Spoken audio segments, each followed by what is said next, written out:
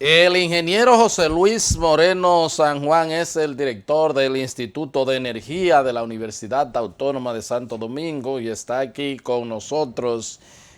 Por supuesto, cuando hay un rebrote de coronavirus, hay que traer los expertos, los neumólogos. Cuando es de dengue, también se traen infectólogos, etcétera, etcétera.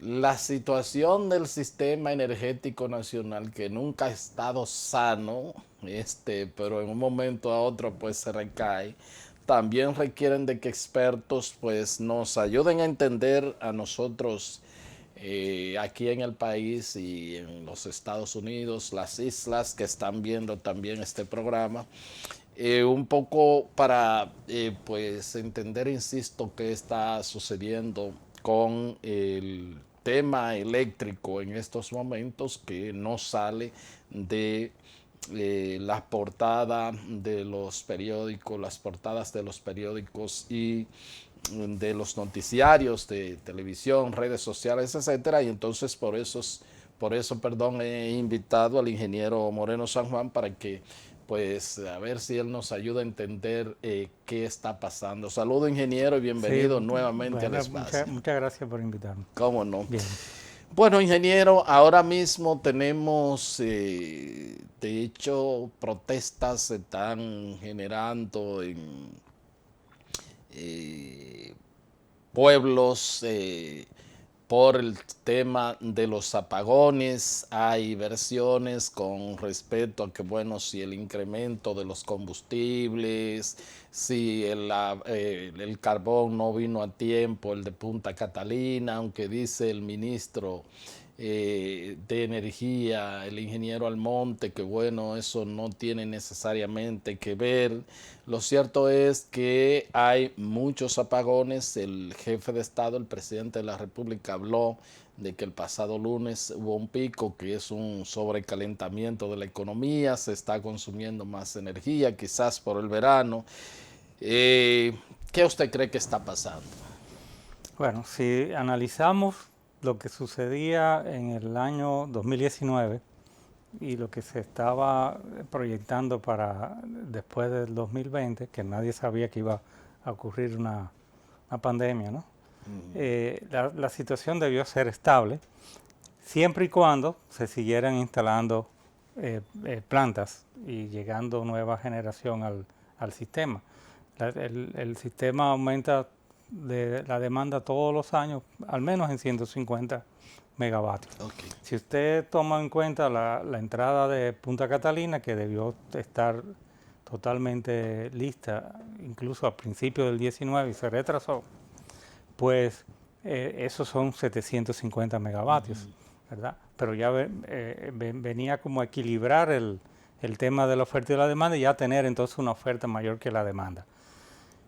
Evidentemente que para el año 2019 debió haberse ya producido la contratación de nueva generación para entrar en el 2022-2023, pero a la fecha no se ha hecho esa contratación de nueva generación.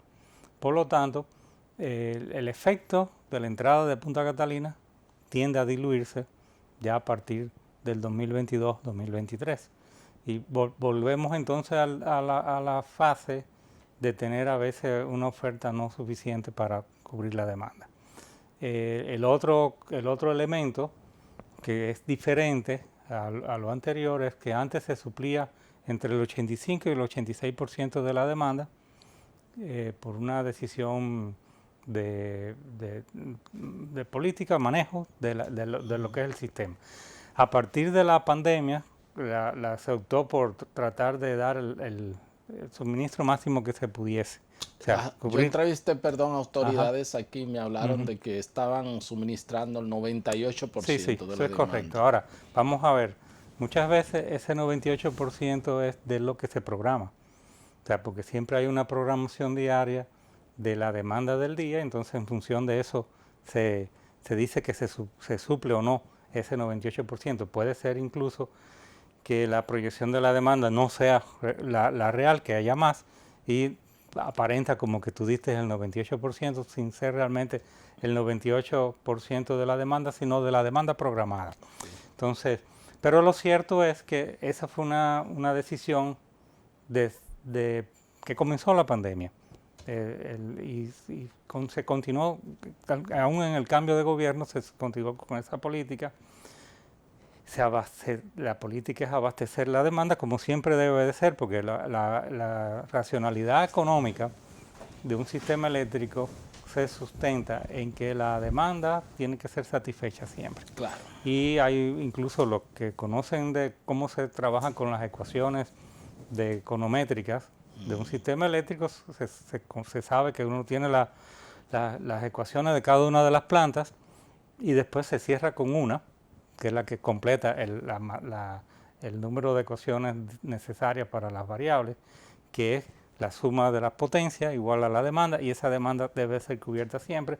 Hay una penalidad por no satisfacer la demanda, que es el costo de la energía no servida, que en nuestro caso la ley la contempla en el artículo 93 de la ley, está establecido eso, y entonces evidentemente que no es nada decir que se cumpla con eso. Debería ser lo normal en un sistema eléctrico, y esa es otra variable, o sea, que interviene. O sea, estamos tratando de suplir la meta ideal. El ideal es el 100%, lo posible es ese 98%, sí.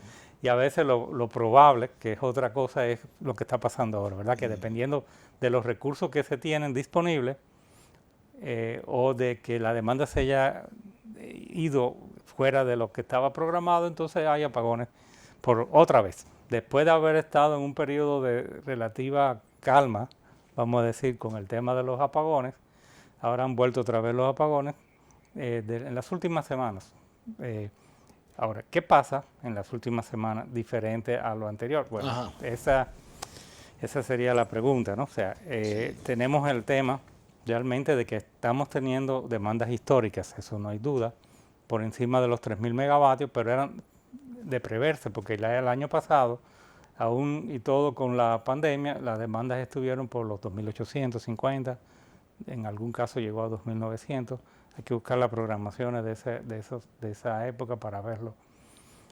Si tenemos que todos los años aumenta 150 y estábamos por ahí, pues bueno, ya o sea que no era ninguna sorpresa. No es sorpresa, debemos esperar que eso va a ser así, y el año que viene va a ser más todavía, claro. 100 o 150 megavatios más. Y si realmente usted tiene por meta, vamos a decir, relanzar la economía y de mejorar lo que son todos los insumos que podemos exportar, pues entonces va a ser mayor la demanda. Si usted tiene como plan el hecho de hacer una transición energética donde la movilidad eléctrica sea un componente, pues entonces lo que usted deja de consumir de combustible fósil lo va a consumir de energía eléctrica. Entonces todo eso dispara demanda. Hay en la ecuación algo que no se está tomando en cuenta, que es la generación distribuida por los pequeños sistemas solares, de paneles solares, que ya pasan de los 200 megavatios distribuidos. Eso tiene un aporte, claro, como todos los sistemas solares, en el día, y depende del día, de la nubosidad, sí, sobre todo. Es como la eólica, sí, es como del viento. Viene siendo como una campana de Gauss, o una sinusoidal, pero más que nada como una campana que tiene un máximo a las horas entre las 11 y las 2 de la tarde, y después cae al principio de la mañana y al final de la tarde. En los sistemas que son fijos, nosotros tenemos un solo sistema que rastrea el sol por un sistema de relojería prácticamente, o sea, que es el sistema de los girasoles, que ese puede obtener una cantidad de energía mayor que un sistema fijo, porque sigue el sol, pero realmente los sistemas solares tienen eso. Entonces estamos confrontando realmente dijimos, por ejemplo, que distinto está pasando en las últimas Sí, 2 semanas, las últimas 2 semanas, de lo que correcto. sucedía? Entonces, han ocurrido picos de demanda, pero también ha habido problemas con el suministro de combustible, no solamente del carbón, sino también del gas natural, al margen del tema de los precios. O sea, y eso indiscutiblemente que ha habido un problema de logística y de planificación con el tema del suministro de carbón. No es que no hay carbón disponible en la zona, no es que no hay transporte disponible de carbón en la zona, sino simplemente que el contrato anterior terminó y se sabía que iba a terminar en agosto. El suministro no se renovó y entonces debió sacarse una licitación con tiempo. O sea, siempre la programación de eso tiene que ser como 6 meses antes de la necesidad para no tener esa falta de suministro de carbón. Y entonces el tema de las Punta Catalina, de las 2 centrales, de las 2 plantas de la central Punta Catalina, pues se debe fundamentalmente al tema del suministro de carbón. También hubo ciertas dificultades con el suministro del gas natural, venían presentándose desde que comenzó el verano.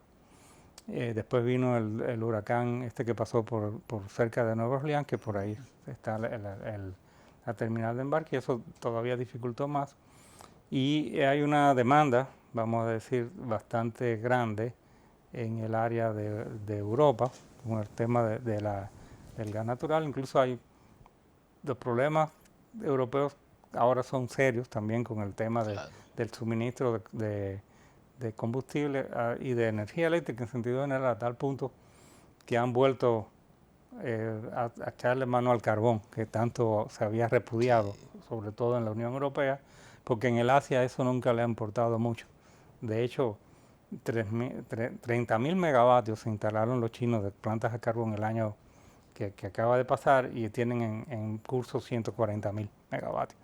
O sea que por eso a veces nosotros no es que no nos preocupe el medio ambiente, lo que muchas veces decimos es que nosotros no somos los culpables del problema que hay con relación al cambio climático, y mientras los que son responsables de eso no le pongan caso a eso, pues nosotros no hacemos nada con sacrificarnos por tener incluso una energía mucho más cara, cuando realmente no somos los responsables por aquello de que una golondrina no hace verano. Exacto. Mire, ingeniero, entonces se podría decir que los apagones de ahora no son financieros.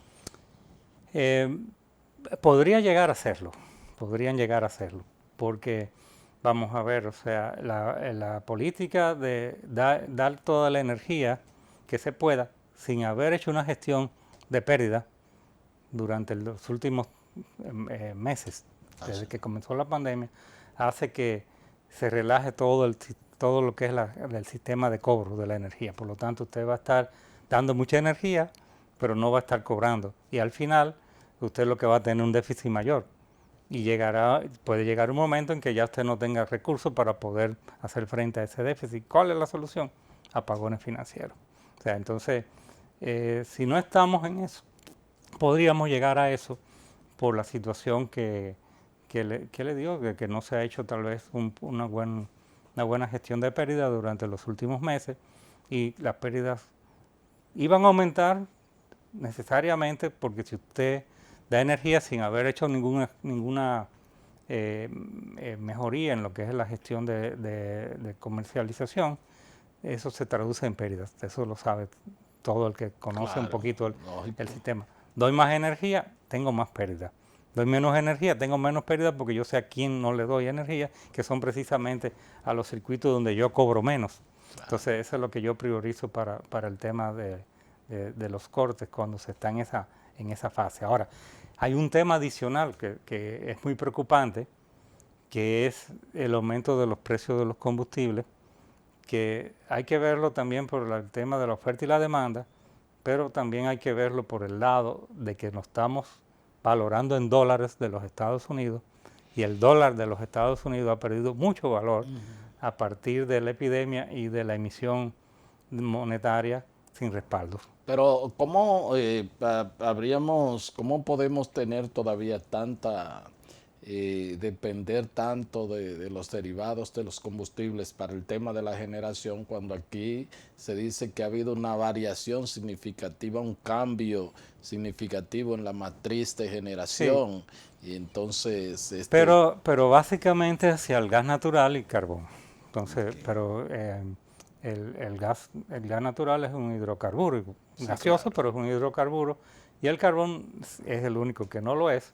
Por eso cuando se quema, en el caso de los hidrocarburos se produce CO2 más vapor de agua, más claro, calor, que es lo que andamos buscando, y en el caso del carbón simplemente es CO2. O sea, en los otros también CO2, pero en el carbón en términos de proporcionales el que más CO2 emite por unidad de energía producida.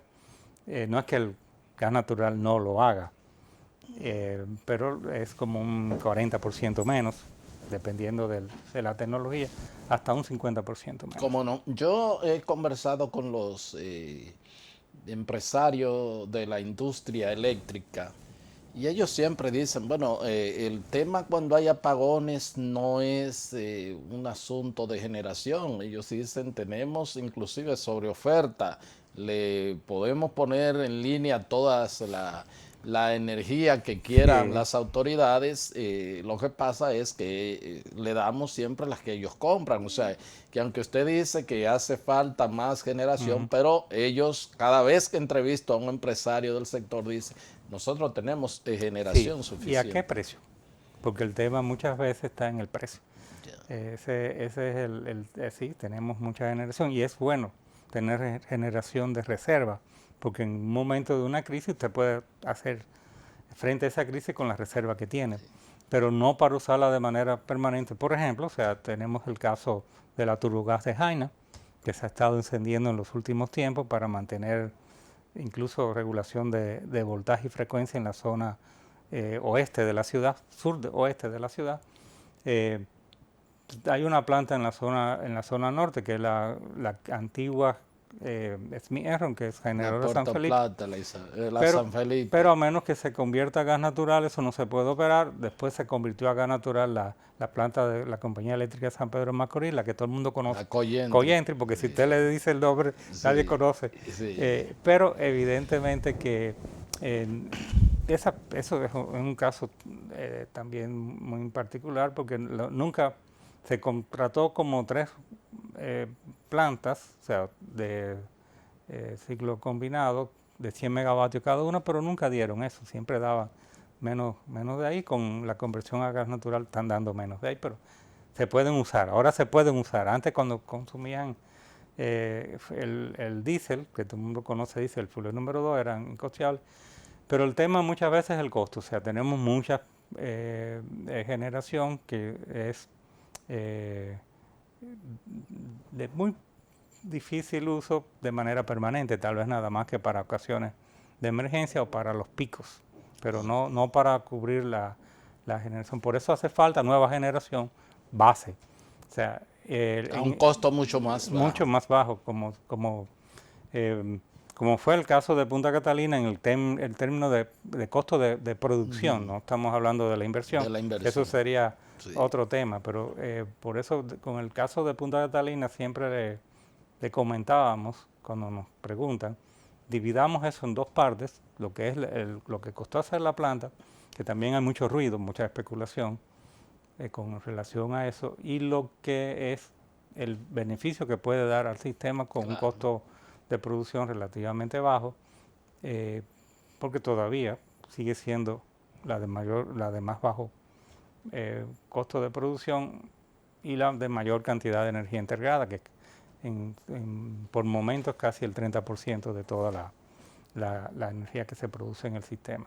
Entonces, el otro tema es las renovables, que poco a poco van a ir aumentando su posicionamiento con relación a la matriz, pero tienen esas características de que a ciertas horas del día que se produce la mayor cantidad de energía, depende de si está muy nublado o no, en el caso de la fotovoltaica. Además de que también tienen un alto costo de todavía, inversión todavía. pero sin embargo ha ido bajando bastante, y en el caso ya de ciertos proyectos grandes, compiten con las convencionales, incluso pueden entrar en una licitación, que es lo que deberíamos llegar. O sea, nosotros deberíamos llegar a un mercado acostumbrado a licitaciones en 5 bloques horarios. Y entonces usted lo que hace es que contrata para las horas donde hay sol en el día, toda esa que es renovable con fotovoltaica, la eólica. Tenemos una buena producción en algunas zonas, pero el país no tiene producción de energía eólica en toda la extensión de su geografía. Y en el caso de la hidráulica. Y la hidráulica tiene ya un límite. O sea, nosotros tenemos, cuando hablamos de la hidráulica, podríamos pensar en proyectos que sean rentables, claro está. Porque el tema de la ingeniería, claro, siempre yo le digo a la gente, sí, todo es posible, pero el tema es cuánto me cuesta eso. Tal vez como 500 megavatios adicionales y ya se acabó. No hay mucha más posibilidad. Entonces, por eso es que yo pongo el caso de Puerto Rico, que Puerto Rico era la autoridad de fuentes fluviales y comenzó con hidro. Y era hidro una parte importante, pero cuando vino el boom de la industrialización de Puerto Rico, térmica, y siempre ha sido térmica. ¿Cómo no? Y de hecho, la mayor parte con Fuloy número 6. ¿Cómo no? Bueno, pues solicito el permiso del ingeniero José Luis Moreno San Juan. Él es el director del Instituto de Energía de la Universidad Autónoma de Santo Domingo. Vamos a un corte y ya regresamos con los minutos finales de la entrevista.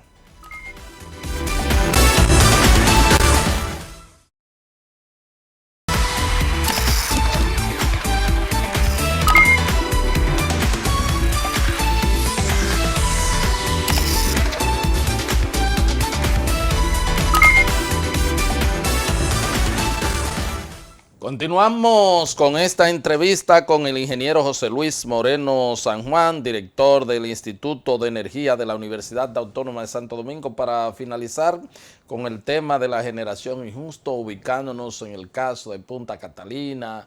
Bueno, el tema, he visto personas que acusan, inclusive pasadas autoridades, de que hay una gestión cuestionable actualmente y que los problemas que están confrontando, más que de carácter técnico, son de carácter de gestión, de administración.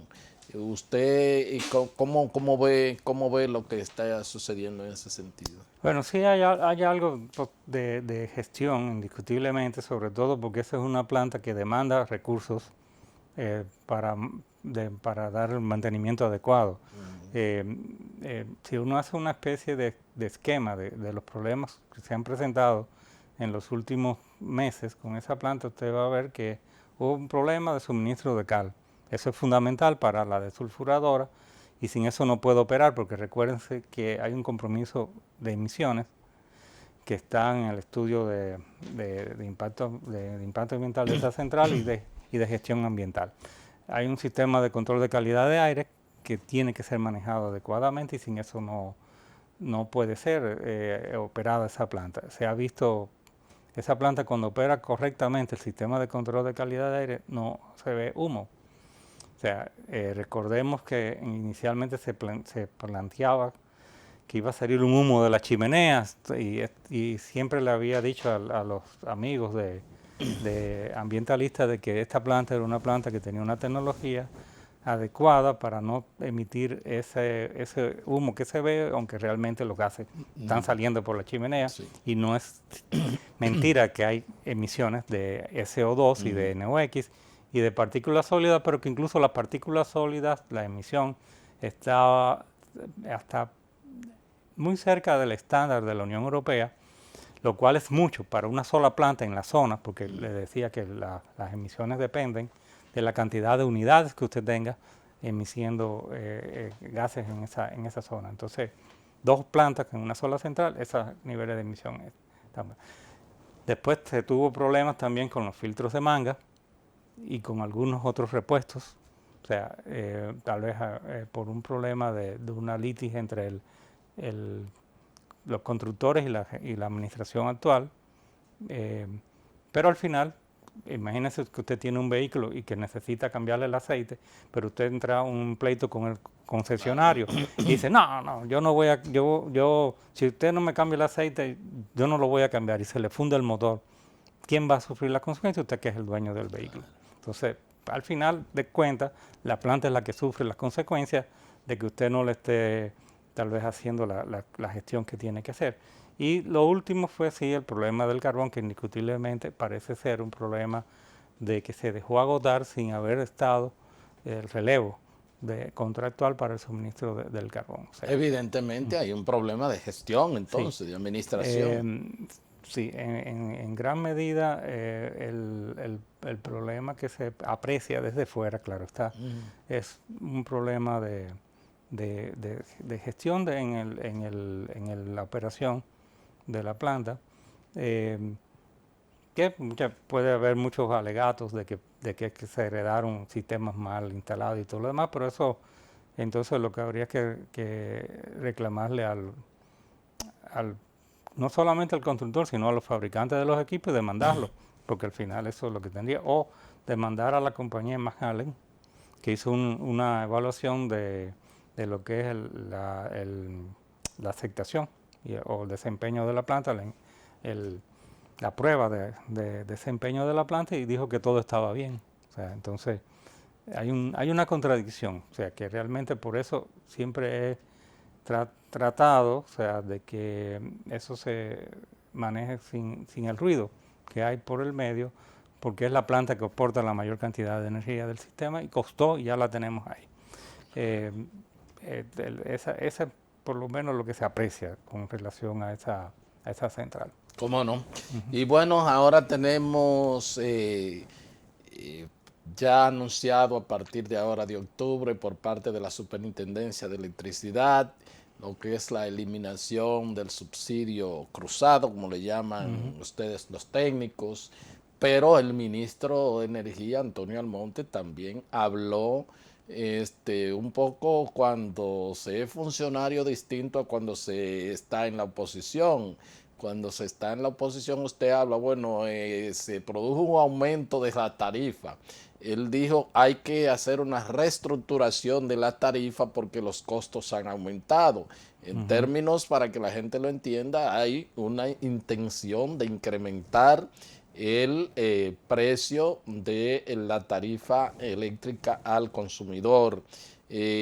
¿Cómo ve usted, pues, estas iniciativas de las actuales autoridades para mitigar, evidentemente, un problema de carácter financiero que aparece? Sí, porque como le decía hace un rato, al final puede haber apagones financieros si la cosa sigue como va, porque evidentemente usted se va a quedar sin recursos. Recordemos que la situación económica a nivel mundial e incluso a nivel nacional no es normal. Entonces, podemos estar tomando préstamos hasta cierto punto, como usted lo hace en su casa, ¿verdad? Pero si usted nada más que toma préstamos para consumo y no produce ingresos, con esos préstamos al final no lo puede pagar. Entonces se le tranca el juego, como dicen vulgarmente. Entonces, hay una resolución que es la 075 de 2021 emitida por la Superintendencia de Electricidad, que simplemente se emitió a finales del mes de agosto porque así estaba en un calendario, vamos a decir, ajustado a partir de lo que es el pacto eléctrico. Okay. Pero ¿qué sucede? Que evidentemente ese calendario es parte de un reglamento de aplicación del pacto eléctrico que tiene que ser aprobado y emitido un decreto para que tenga realmente vigencia ese calendario. No se ha emitido ese decreto, por lo tanto a nosotros nos parece extemporáneo la emisión de esa resolución. Y en su momento, una vez que me consultaron sobre ese tema, lo que le habíamos sugerido, todos son sugerencias, de que se pospusiera eso para el año que viene, o sea, a partir de enero, que se estudiara mejor. El problema de la tarifa que se llama de transición, que es lo que esa resolución trata de eso, es que tiene dos ajustadores de tarifa. Uno que es el A1, que toma en cuenta una llamada tarifa de referencia y la tarifa aplicada. O sea, si usted busca el pliego tarifario, usted va a ver que hay una tarifa indexada y una tarifa aplicada. Bueno, entonces se habla de una tarifa de referencia. ¿Cuál es el problema? Que esa tarifa de referencia se supone, o es de suponerse, que es la tarifa técnica al momento del inicio de esa tarifa de transición. Entonces, ¿cuál es la tarifa de referencia a utilizar? Bueno, si usted recurre a la tarifa indexada, eso es totalmente improcedente, porque la tarifa indexada no es en ningún momento la tarifa técnica actual. Recordemos que la tarifa que tenemos ahora proviene de un estudio tarifario de INECON del 2011. Si usted coge y se lee la Ley General de Electricidad, hay un artículo que es el 119 que ordena, no es si usted quiere, es ordenado porque las leyes ordenan hacer la cosa. Cada 4 años hacer un estudio tarifario o antes. El antes depende de si las empresas distribuidoras consideran que ha habido variables muy fuertes en los componentes de costo de la tarifa que ameriten hacer un reajuste antes de los 4 años. Pero después se hizo una adecuación, una actualización muy cuestionada por todos, incluyendo por el Instituto de Energía de la UAS en el 2016, que no llenaban las expectativas de lo que es un estudio tarifario. Por lo tanto, tenemos una tarifa que tiene 10 años con una pseudo actualización en el 2016 que tiene ya más de 5 años. Por lo tanto, no tenemos tarifa que se pueda decir que se puede usar de referencia para esa.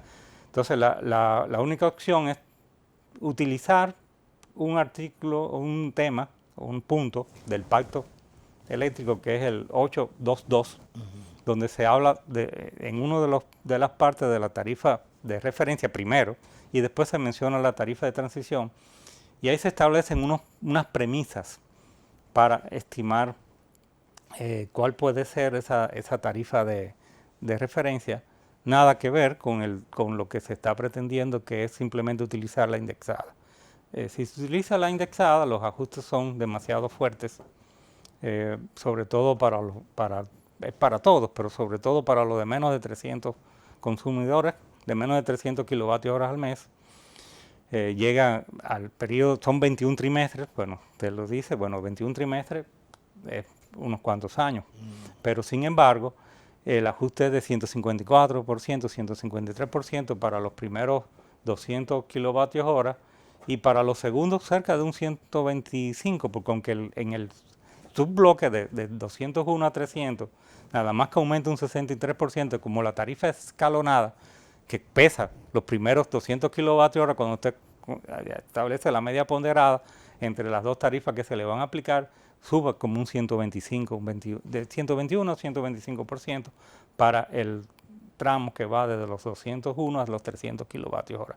A nosotros nos parece que son exagerados, muy exagerados esos aumentos, que hay que ponerse de acuerdo con una tarifa, la tarifa de referencia a aplicar, y si no se puede esperar por el estudio tarifario, que puede tomar de 6 meses a un año, pues entonces esa tarifa hay que acordarla entre los sectores que tienen que ver con eso y también la sociedad, porque en este caso tendría que participar también el consumidor, porque el consumidor también tiene derechos. Entonces no nos parece prudente el uso como tarifa de referencia, la tarifa indexada. Y lo hemos comentado desde que nos enteramos que eso era lo que se iba a hacer, o la intención que tenía la superintendencia de aplicar esa como. Y no es el único ajuste, ese nada más que es el ajuste 1. El ajuste 2 sigue entonces ajustando la tarifa por las variaciones en los precios bases, por cambio del valor del combustible, la tasa de cambio, porque esto se estima en dólares y después se pasa a pesos, y por el índice de precio al consumidor. O sea, que no va a ser solamente ese ajuste es lo que va a atenuar el subsidio cruzado, y después viene el ajuste normal que se tiene.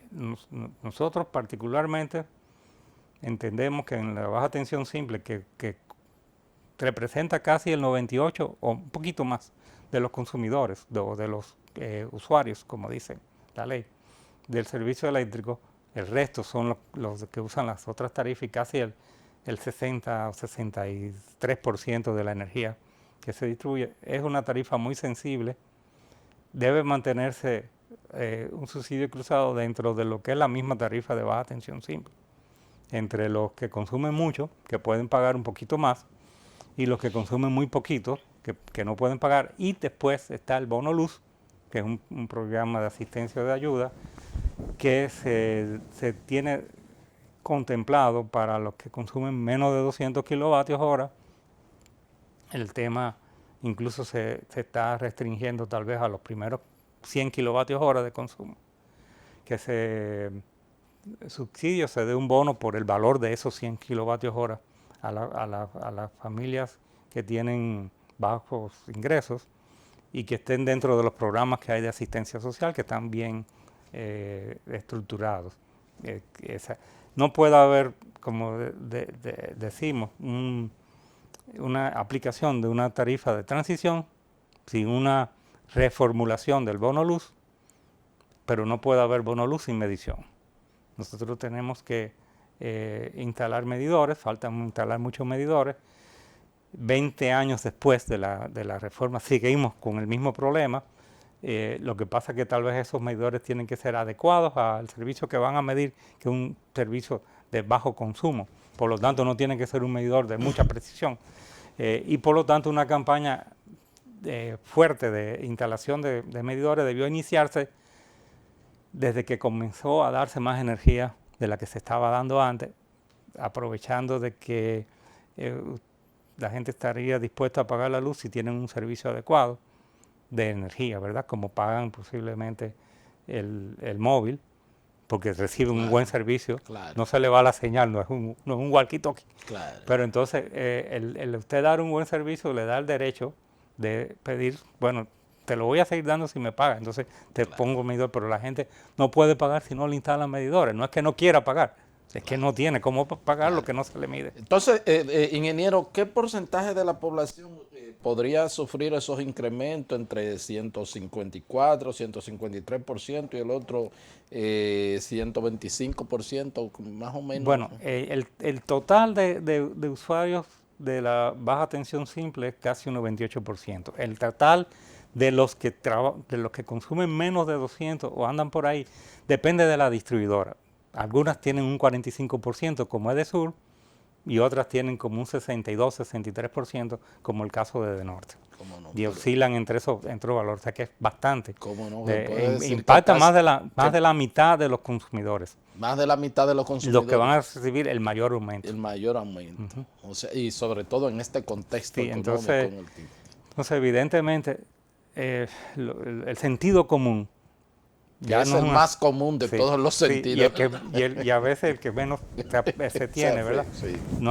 Ya no es ni tan siquiera un asunto técnico económico, es que hay que tratar con mucho cuidado el tema de esa tarifa de transición, sobre todo la base de lo que es la tarifa de referencia, que es el problema en sí.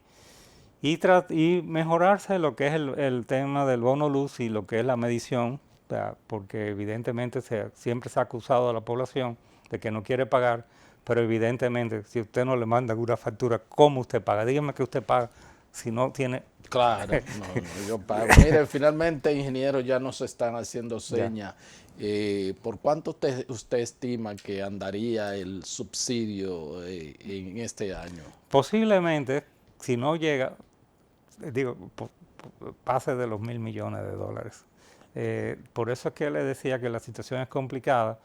Al fin y al cabo, aunque los apagones no son en sí por asuntos económicos, al final tal vez sí se conviertan en financieros, ¿no? O sea, ese es el tema. Bueno, $1.000 millones, eso implica que vamos a seguir siempre, porque las autoridades dijeron que tienen que han hecho una serie de ajustes y una serie de eliminación y de reducción de gastos y de todo, pero bueno, Pero yo creo que se ha descuidado un poco el tema de la gestión de pérdidas en todas las sedes.